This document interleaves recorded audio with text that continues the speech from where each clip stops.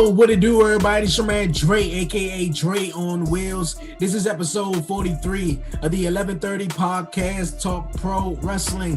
What's goody? How everybody doing out there? Appreciate you guys joining me back here for another episode. You dig, man? Good morning, good night, good afternoon to all my listeners all across the world, man. UK, Germany, Canada, all over the states. Appreciate you guys joining me back here for the podcast, man. It's time. It's Friday. How you guys doing out there, man? If you guys watching on YouTube, and if you're new to the channel, don't forget to hit that subscribe button down below. Yes. And if you're listening on Spotify and Apple Podcasts, don't forget to follow me. Don't forget to leave a 5-star rating and a review, man. This show is going to be a great one, you guys. Yes, my guest lineup, you guys, this week, man, I've been quiet all week about it, man, because I've been nervous. For real, I've been nervous. You know how you just like, woo, I'm just nervous and just excited. It's like excited nervousness, though. But my guest this week, you guys, he's a former WWE superstar, you guys. He's an entrepreneur. He's the VIP heavyweight champion, you guys. He's coming to us from California today, but you guys, you know he's from Brooklyn.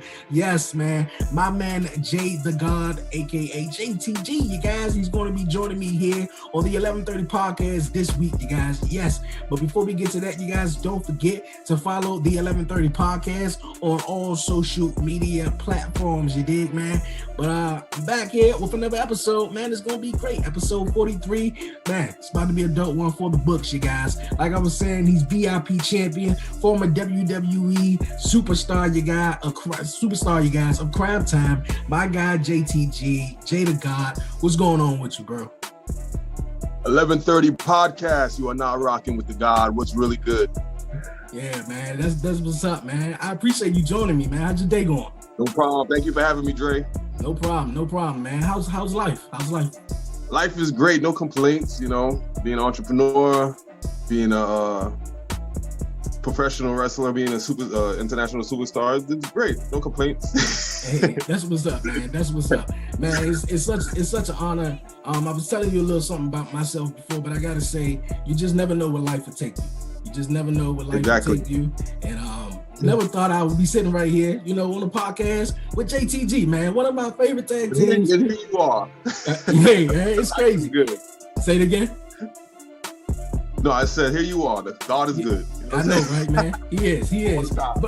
But on the podcast, man, each and every week, if I had guests, man, I try to get to know them, man. A lot of people, of course, they know you from just being, you know, JTG and on TV with Cryme Tyme and stuff.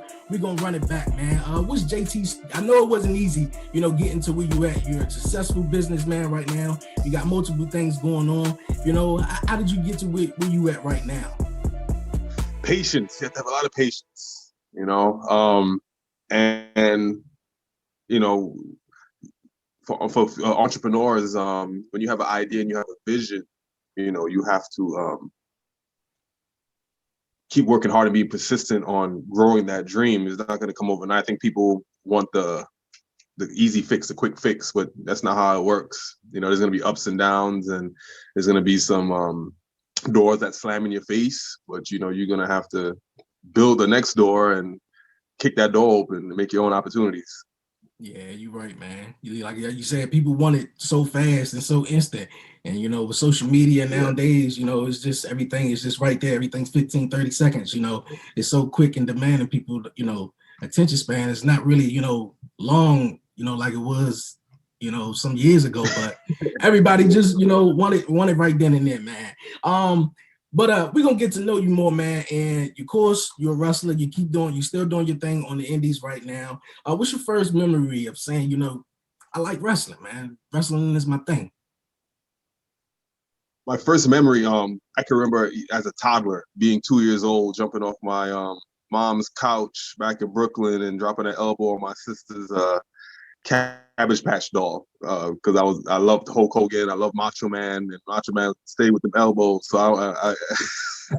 I emulated people who I was passionate about, and I remember my mom taking me to MSG as a kid, and you know, us rushing down to the floor seats, and then security telling us to go back to our seats, and that stuck with me as a kid, and I always had a love relationship with wrestling. It's not until I got in the business it was a love-hate relationship, but I I always love wrestling. Okay. What was some of the hate side about it? What you didn't like about it? Just the as a talent, and me being also naive and young when I was in the business, I was thinking that I didn't need to politic. I didn't need to kiss ass because my talent speaks for itself. My charisma speaks for itself. And not in just the wrestling business, the entertainment business, and even in the workplace.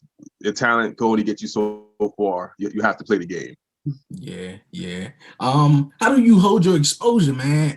Being in, a place in the wrestling business or in the WWE when you do have to play politics and you got to go by what people say, how you hold your exposure, man. I was watching something, not too long ago, and I barely remember it because I was like, man, I got JTG on, and it was a backstage segment. You were complaining about, or you weren't complaining, you were just saying, man, the Raw is 3 hours and I can't get no time on it. How do you hold your composure in just knowing that, of course, it's a lot of talent, but only so much talent is getting used on the 3 hours? I said that? That was how many? That was a few years ago, huh? I mean, you were just like, you wanted to get more time on the show, and I think Raw just became 3 hours at that point. You were taking on a match with Ryback. Well, I have a totally different mindset now. I no longer complain. I realize the problem, and I find a solution. I try to find many solutions to fix my problem.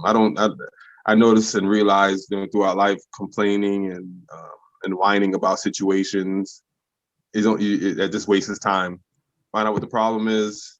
Try to find a couple of solutions, and if you don't meet the end goal, you don't have the end goal, and you've been patient, and you've been remaining positive, you have to create your own path. Yeah, you're right. Now, more so, you weren't complaining, man. I wasn't trying to say it like that. A lot of guys remember that. Yeah, a lot of guys, of course, they leave the business and, they want more for themselves. Nobody wanted to be sitting on the bench. They want more for themselves. So, I was just how you hold all of that in, just, knowing that you want to be great, and sometimes not even want to be great. Sometimes you are great, but people don't recognize your greatness.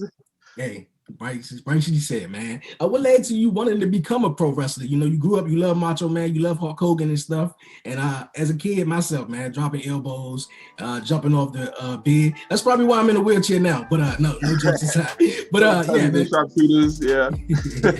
Yeah, but all sharpshooters and everything, man. People's elbow. But yeah, what led you to become a wrestler, man? Because since I always wanted to be a professional wrestler, and it pretty much took up a large majority of my life. I'll say about 80% of my life growing up. After high school, I had to make a decision. It was, could I do college? I was into acting. Should I, go into acting, army, or get a job, learn a trade? And I had to follow my passion. And then my mom being a wrestling fan, she definitely encouraged me and helped me when I moved from New York to pursue my dream. Okay, man, being from New York is kind of hard not being a wrestling fan, huh? Actually, no. Especially in my neighborhood, they were wrestling fans, but they weren't like diehard. They watch it occasionally. I was like getting the magazines. I was getting all the video games, ordering all the pay-per-views. Everybody come to my house to watch the pay-per-views. My nickname in high school sometime, that's the wrestler over there. I didn't even, because I just watched everything I talked about with wrestling. With my life was just consumed with professional wrestling, with WWE. Okay. Who was your mom's favorite wrestler? My mom's favorite wrestler, she was going to MSG back. Bruno Sammartino. She was there when Hogan won the belt from the Iron Sheik. I'll say Hogan, Bob Backlund. She loved Bob Backlund. Okay. So different eras, she had different favorite wrestlers. Similar with me. Like when I was growing up, Hulk Hogan, Macho Man, those were my heroes. Then it went from Hulk Hogan to Bret Hart. Then it went from Bret Hart to The Rock.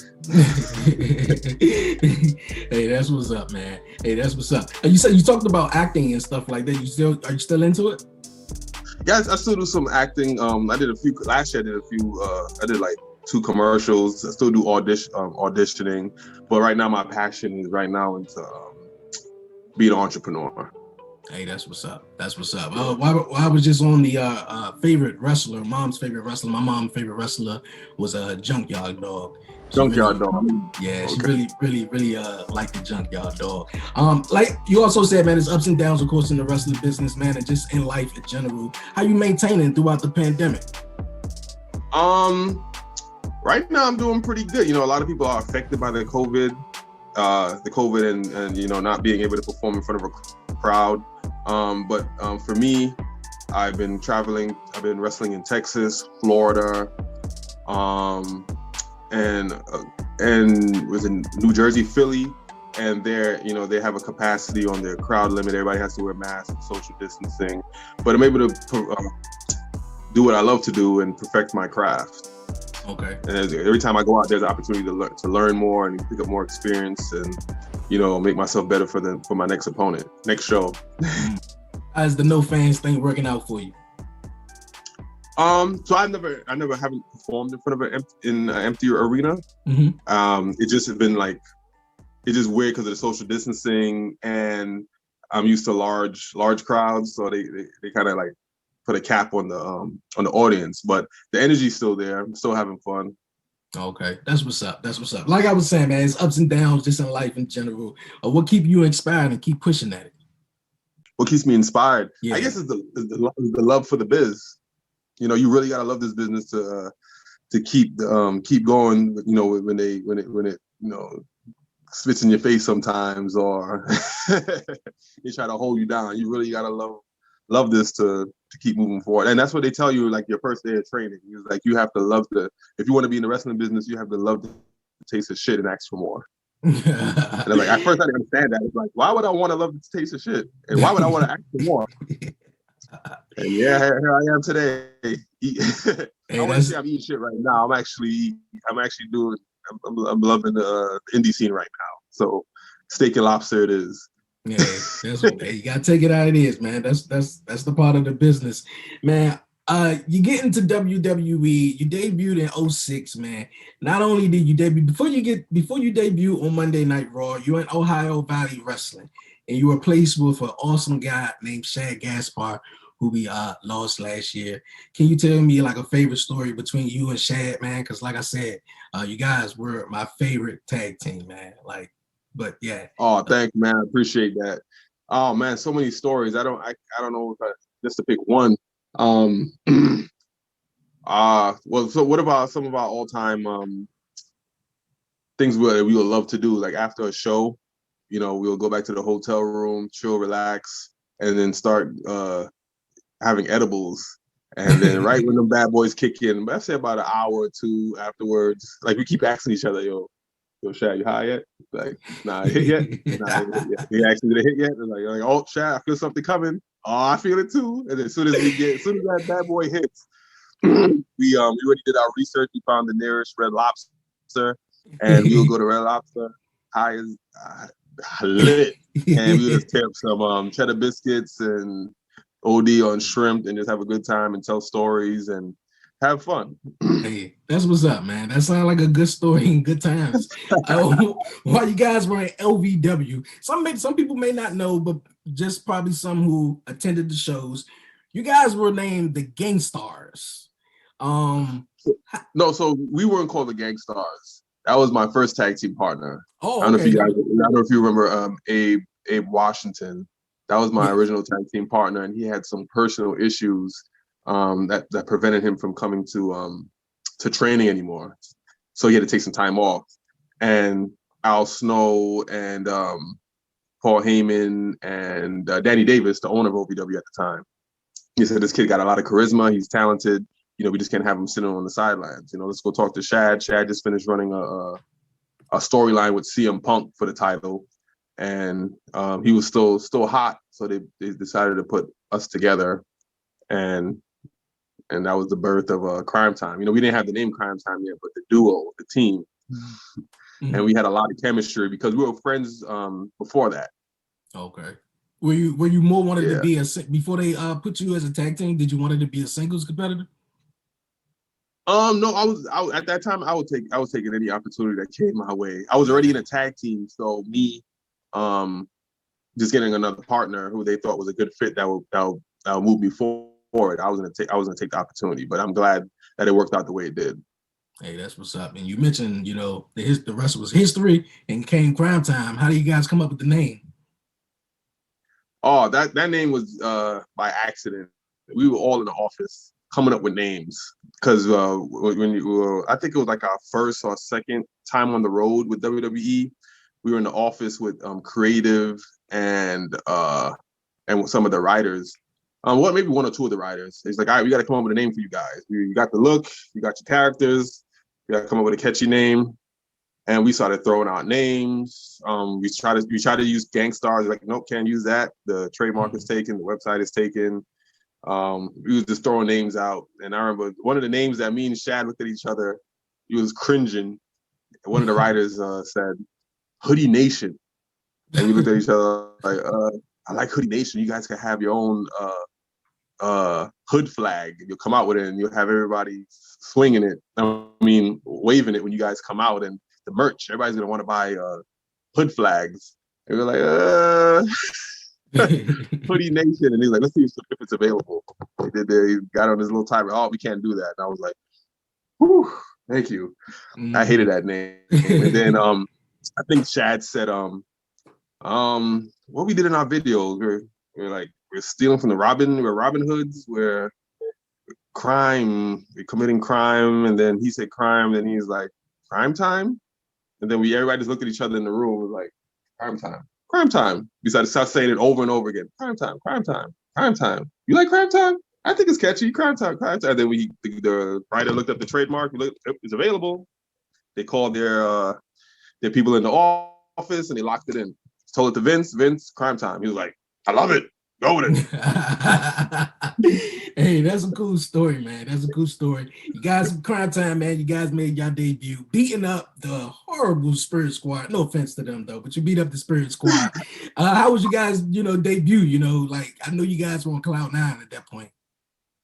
Yeah, I was on Cloud 9. I was hyped. I was off 2 Red Bulls. If you go back and watch the YouTube videos of the Cryme Tyme debut, when I came through Gorilla position in front of the Staple Arena, my hat flew off, my chain broke off. I was just hyped, and we hit the ring, and we worked with those guys before because we all came from OPW, so it wasn't like we were working like somebody who's like a Shawn Michaels or a Triple H, like somebody like a lot of pressure, like, "You better not mess this up." It was like our boys from who we trained with. So the energy, wasn't that much, we weren't that nervous. I was actually hyped. I couldn't wait to get out there and show the world what I was made of. So it was a great debut. Then we had a backstage segment with Booker T and Sharmell and Jonathan Coachman, and that went great. It was just a great debut. Everyone has something to say, a story to tell. We make it easy to share yours. So let's talk. Regardless of your podcast setup, hit record.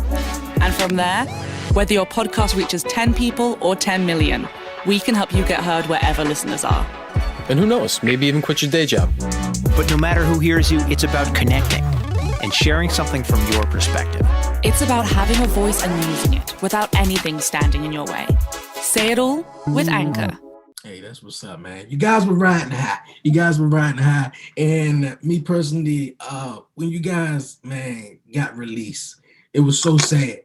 So sad for me. Which and I was one? like, yeah. And I would say the first time, man, it was sad. But, and that was your guys' dream job. But being released, from if wrestling never worked, what would have been your dream or your goal to do? I would have been an actor. Okay. I'd have been an actor, yeah. What's your favorite movie? Favorite movie? I'm afraid to say. Nah. I don't know why, but Titanic. Titanic's one of my favorite movies. Okay, Titanic. Yeah. You prefer like thrillers or dramatic movies? I like a nice long dramatic movies like Forrest Gump. Of course, Titanic. Castaway was great. So some of my favorite movies. Butterfly Effect. I'm trying to think off the top of my head. And some of my favorite actors, of course, Tom Hanks, Denzel Washington. What's the dude again? I forgot his name. The dude from Breaking Bad. I know who you're talking about. I'm talking about Yeah, I know. Malcolm in the Middle with that, Yeah. Cranston or something like that. Yeah, I can't think of it. Yeah, but yeah, he's an amazing actor. Okay, that's what's up, man. That's really, really cool. Before you guys, man, before you and Shad, you guys came back, of course, to WWE and stuff like that. But once you guys were, done with WWE, a lot of people don't know. You and Shad had a match together, your final match, with Yeah. Santino Marella Battle Arts promotion. Can you tell me about that? Yeah, that match we Santino was having a show, and one of his students and two of his students were the tag team champions, and he wanted us to come there and have a good match with them. He wants his students to wrestle people who have experience or vets and they could learn from. And he said, who better than Cryme Tyme? We're well seasoned vets in the game, and for some reason we're young. We got in the game young, so we're still young, but we're vets. So we had a great match with his students. We had fun, and that was in Toronto. Yeah, we had a great time. Hey, that's what's up, man. That was real cool, man. Did you enjoy the match that you had to face Shad at Extreme Rules when you guys broke up? Did I enjoy it? It was cool. I had a lot of obstacles that day. That threw me off kind of mentally, because I had some gear that I was hoping to have for that day of the show, and the seamstress didn't even get started on it. I'm like, oh. So you throw it, like, already, like, be a professional wrestler, you want everything to be right because you're performing in front of millions of people. So you want to make sure everything's right, because you need your confidence when you go out there. Because if you don't have confidence, the audience is going to pick up right up on it. They're not going to get behind you. And I was able to work through that, but my performance could have been a lot better. But it was a good match. It wasn't a bad match at all. No, it wasn't a bad match. It wasn't a bad match. I didn't want to see you guys go one-on-one. Yeah, a lot of people didn't was Cryme. It was like the Marginetti through the barbershop window. Yeah. Hey, man. I think I cried when Shawn Michaels did that. There's some moments in wrestling where, tears. I actually shedded some tears when Macho Man and Elizabeth got back together at WrestleMania. Yeah. Was it 6, 7? I believe it was 7. WrestleMania 7. It was 7? Yeah. Yeah, WrestleMania 7, when she came from the crowd and got her man. Yeah, that was going through the barbershop window. Yeah, and that goes back to what you were saying about the movies, man, or the movies that you were just talking about, man. It's storytelling. It's all about storytelling. Do you feel as though wrestling still, provides the storytelling nowadays? Because the business has changed dramatically. Yeah, and that's what I'm mastering in the ring right now, is being able to tell a story with a amazing opening, some good middle, and I wouldn't use the word filler, but leaving them with a great ending so they can remember your match. It's all about storytelling, and I'm like, this phase in my career, I'm becoming an author in that ray. Hey, that's what's I'm not focusing on the moves. I'm not focusing on doing dives and stuff like that. False what do you call it again? False counts. Mm-hmm. False finishers. People to fight. Yeah, false finishers. I want people to remember a great story that they could follow. Battle between good and evil. If it's big guy versus little guy, speed against strength. I'm telling a story, and I think that makes people engage more with that. Okay. Have you ever been a heel? Oh yeah, that's fun. I love working heel. Yeah, a lot of people say they prefer. I worked heel a couple of weeks ago. Yeah. Which would you? Yeah, I think prefer? babyfaces make more money, but heels have more fun. Yeah. You have to find a good balance, like Stone Cold. Hey, that's cool, man. That's cool. You still doing your thing, man, on the independent scene, man. You're the VIP champion. You won that championship from one of the 3 guys who were on the 1130 podcast before. My guy Shane Taylor. You dominated in the match, man. How is it right now? Just still keeping up, with some of the younger talent, and also just proving yourself that you still go in the ring. How was it? It's been great. I love defending my title. I like proving to the world that, I earned this. And right now this is my moment. And if I ever lose the title, it will be to somebody who, definitely deserves it and that can represent the company of it at VIP Wrestling. Okay. That's cool, man. But they have some big shoes to fill. That's all I gotta say. They got some big shoes to fill. They do, man. They really do. Man, black wrestling, man, and black, wrestlers are taking over, man. And we haven't seen, a bunch of black wrestlers, in the main event or main show in a while.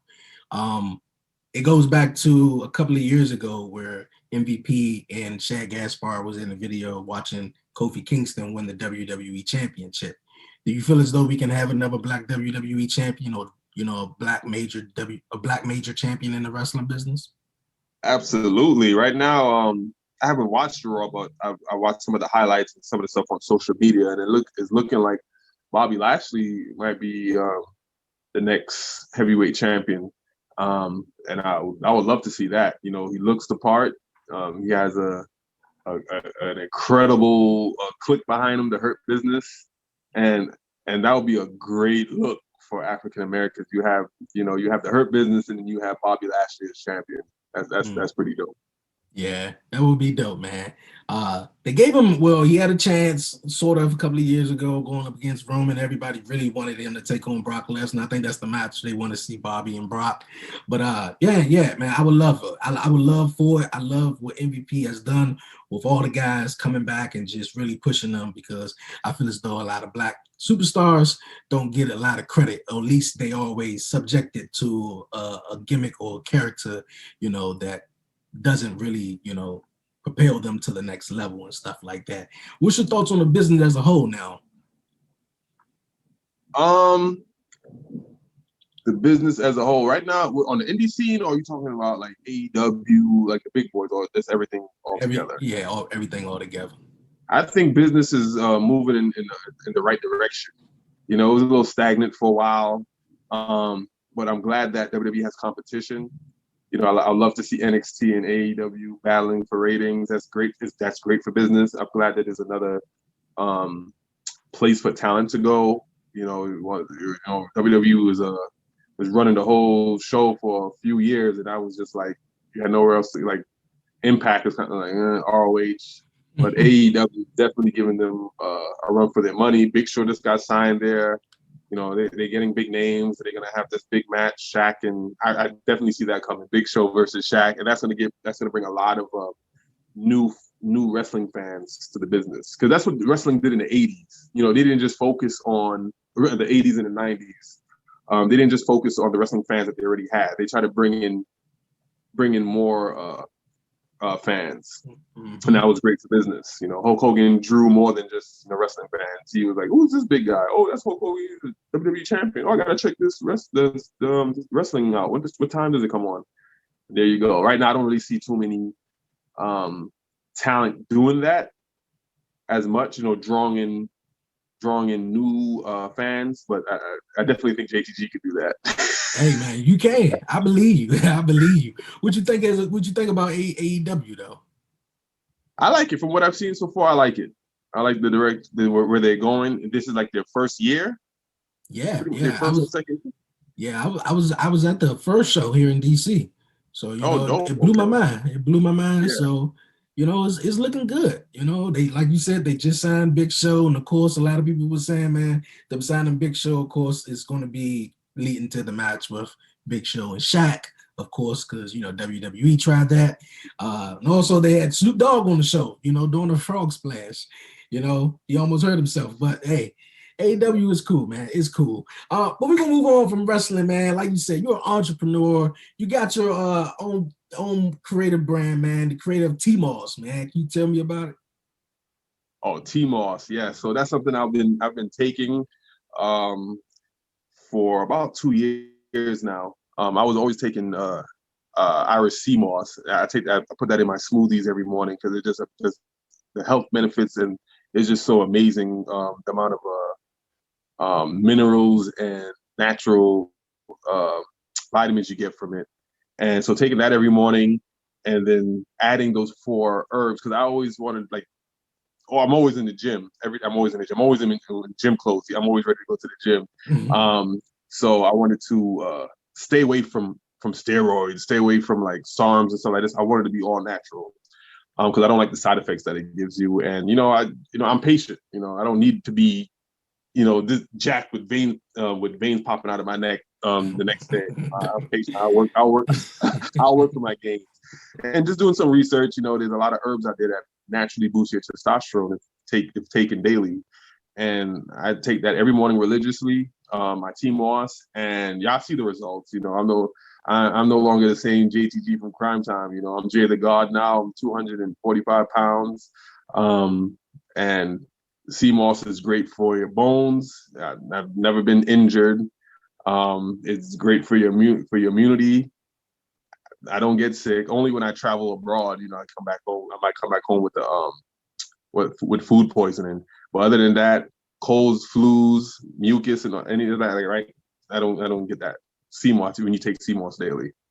Okay, man. So on the website, so anybody who's interested in looking into CMOS, you could go to t-moss.com. Don't forget the dash, t-moss.com. We don't only just sell TMOS. We also sell black seed oil infused CMOS, and we also have just plain old CMOS on the site. So go check it out. There's a lot of articles there that can smarten you up on CMOS and all its amazing benefits. Hey, that's what's up, man. I seen it, man. I was like, my man, hey, whatever you're doing is working. It is working. You ain't the JTG back in 06, 07, man, because you're doing your thing, man. You for real. You're doing your thing. Thank you, and man. also, no problem. Also, you got 2 Amazon selling books, writing about your workouts and everything. Can you tell my listeners about that also? Also, the two Amazon bestsellers are my books that I wrote in 2000, I believe 14 and 15. Damn, why did I write this book? And the second one is called Damn, why did I write this book too?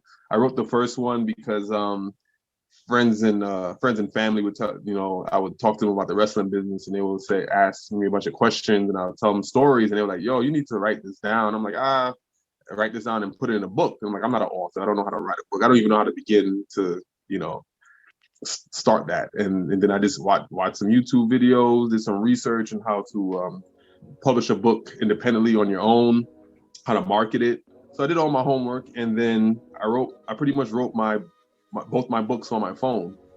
I'll come up with I stop at a red light, a story will pop into my head or idea. I write it down real quick. People honk at me. Okay, yeah, green light, I gotta go. If I'm at the gym, in between sets.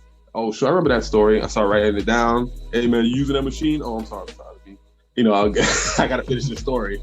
And I pretty much wrote 2 books in my phone, put it all together, made it make sense, and then I learned how to market it, doing podcasts like this, writing articles, and just learning different marketing strategies. And I put the book out there independently on Amazon, and it was a hit, cult classic. Hey, that's what's up, man. That's what's up. Keep doing your thing. Is all the Thank gyms?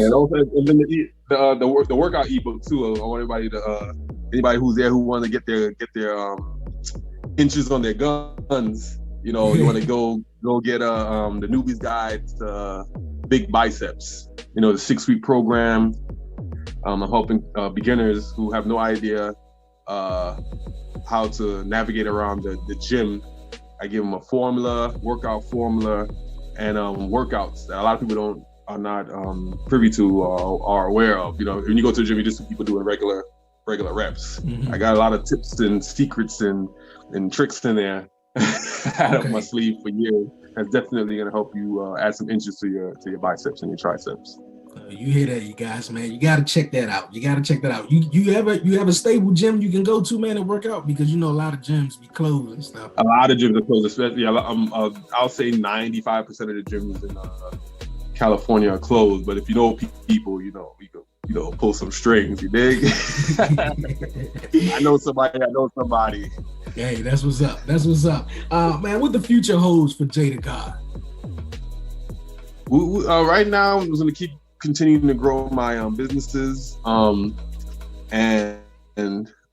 keep doing my thing on the independent scene. You know, I'm loving it. I'm loving the freedom, the creativity, and just traveling the world and getting paid for it. Hey, do you ever see yourself coming back on a major wrestling skill promotion? If it makes sense, you know, if it makes sense financially, and you know, I'm in the best shape of my life. My body's, you know, I take my TMOS every day, so you know my body's great. It's good to go. So yeah, if it makes sense financially, yeah, I'll be back on your TV screen.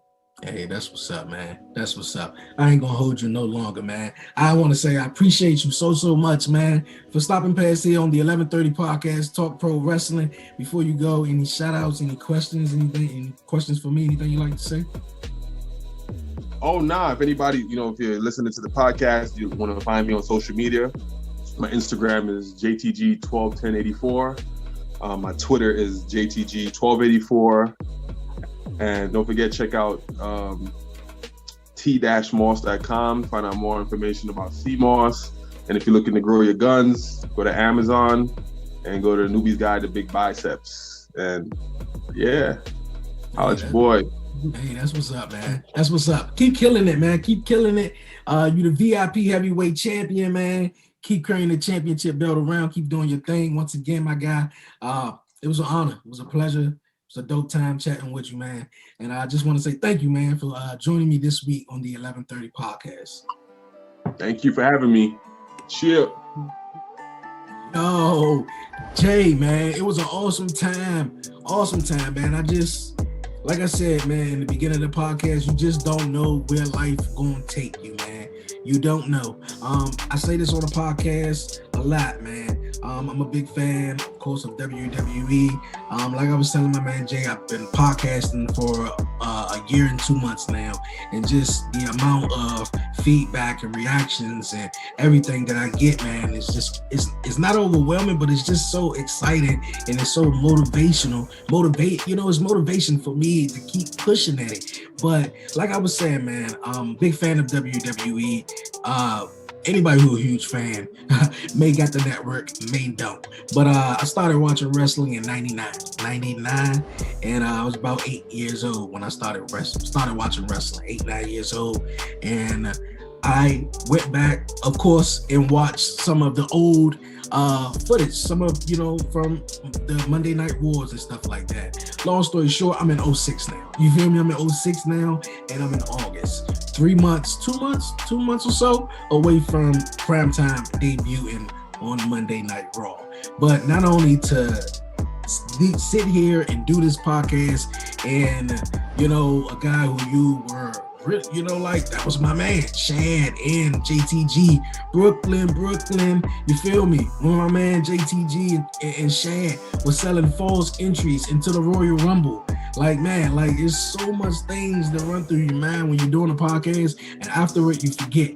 When they were selling false entries to the Rumble, everything they were doing, man, especially with DX, and Sean was like, no, I take it, you take it. At the same time, you feel me? Sean was in the hood, he was, he was, trying to live the good life now, and Triple H still had a little bit in him, but man, it's just an honor, man. This is motivation. A lot of people ask me and sitting here and just, having a conversation, just chatting it up, here on the podcast with my man JTG. And not only that, just because you're not in the WWE no more, don't mean life ends there, My man is an entrepreneur. He look better than ever, you guys. Go follow him on Instagram. You guys can see, you feel me? So it is amazing. He's VIP champion.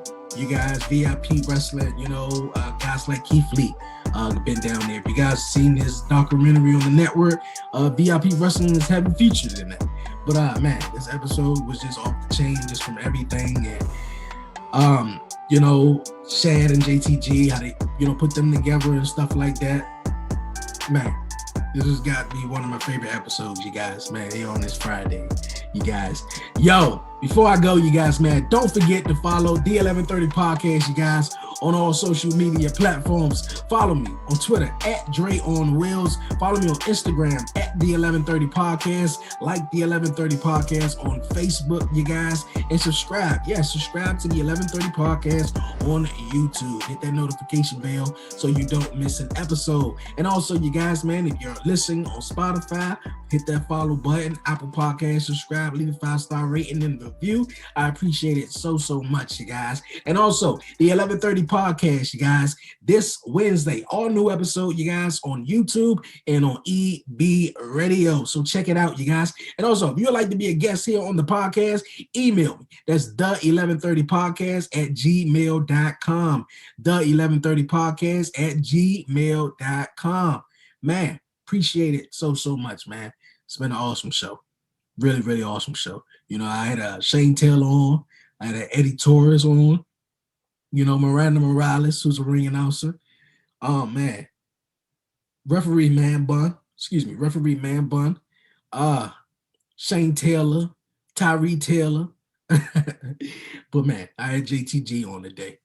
Man, that's what's up. Yo, man, I'm about to be out of here, man. I appreciate you guys joining me here on the podcast this week, man. I see you guys this Wednesday on the main podcast over on EB Radio and here on YouTube. And other than that, man, I'll see you guys next Friday. Man, yo, I'm going to try to deliver some bonus content because we did have Elimination Chamber this past Sunday and it was off the chain, man. For real. But, man, JTG was here. Yo, it's your man Dre, a.k.a. Dre on Wheels. And I'm out.